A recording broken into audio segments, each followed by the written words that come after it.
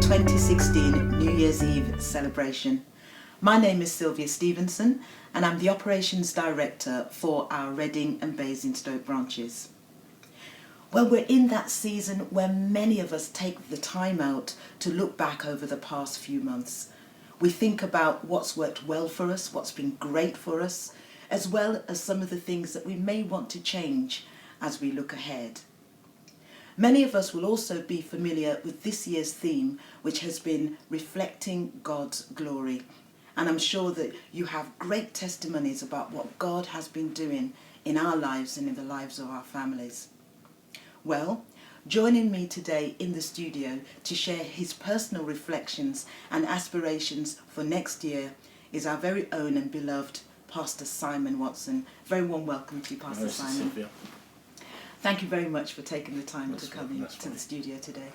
Well, you know, we've had some great messages that have come through this theme, reflecting God's glory. Can you tell us what stood out for you the most and why? Amen. So yeah, even as I must agree with you, Sister Sylvia, there's been some tremendous messages throughout this year of 2016. And for me, some of the sub-themes that really touched me and gripped me has been standing on God's promises, which has been tremendous. Also, kingdom resources. And our current theme with regards to God's love to mankind has been tremendous. Because for me, that's what sums up all the sub-themes is God's love and that unconditional love that he has towards us. And it was tremendous. Bishop message a few weeks ago on God's love pursuing us, which is such a reassurance that that he wants to demonstrate this love that he has towards us. Amen. And it's been wonderful to even with yourself recently summarising God's love, which was tremendous as well. Yes, thank you for sharing that. And I heard three things. I heard standing on his promises, kingdom resources, and also love for mankind. Yes. Is there a personal testimony about any of those three ones that you'd like to share? Yes. The one that comes to mind is when we stand on God's promises. What took place was I do recall the time then when I was due to minister on that theme, and I had wasn't too well, I had some health issues at the time. And the Lord led me to research the actual song, Standing on God's Promises, and the writer of the song, because I believe that this was a testament. This wasn't just a song that was written for, there was a testimony behind this. And lo and behold, that was the case. The writer of the song was going through some heart issues at the time. And the doctor said that there's nothing that they can do for him. They believed he was going to die. And what he did, he wrote the song on Stand on God's Promises, and that's what he literally did. And he continued to read God's words and believe God for healing. And lo and behold, God healed him of this condition. He lived another 49 years after that. And it was so encouraging reading that even despite the situations I was going through, that I can stand on his promises, and that by his stripes, I am healed. We are healed from whatever condition. So that was really touched me, that sub-theme. And it's always good to remind ourselves that we can stand on God's promises no matter what. So we have looked back on what stood out for you, and we are very shortly going to be going into 2017. So what are your aspirations and hope for the church next year? Amen.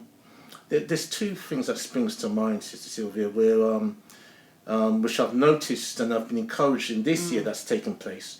And by God's grace, as we go into 2017, it'll be wonderful for those to continue and to expand and increase. The first thing is with regards to growth, and the second is unity. Growth, it's been wonderful to see a number of the ministries that's been growing, to see their growth and going from strength to strength.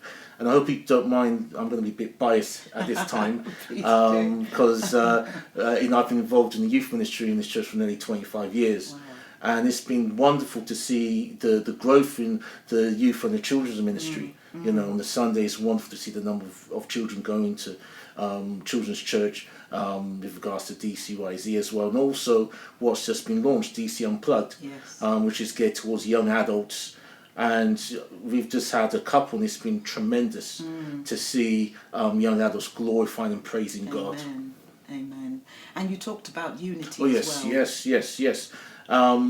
As Psalm 133 verse 1 says, it says how good and pleasant it is for brethren to dwell together in unity. And I've seen a couple of ministries that's really demonstrating that. The men's and the ladies' ministries, that's tremendous. Yes.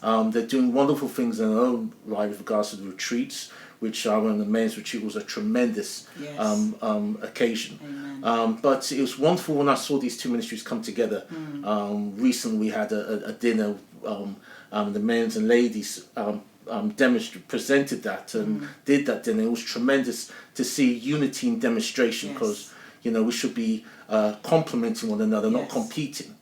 And the other occasion that really touched me with unity was with the Pan-African celebration we had. It was wonderful to see in the service in the church and also in youth all the unity that was demonstrated amongst all the those who took part. And that was a wonderful example. It was wonderful to see. Amen, amen. So your aspirations for next year is growth and unity. And unity, yes, I correct. think those are wonderful aspirations. Amen. And I'm wondering what your aspirations are for 2017. What are we going to really do to help to build the kingdom of God? Well, it only leaves me to say a very big thank you to Pastor Simon. Thank you so much for coming in and for sharing your reflections and aspirations. And I wish you all a very wonderful New Year's Eve celebration. God bless.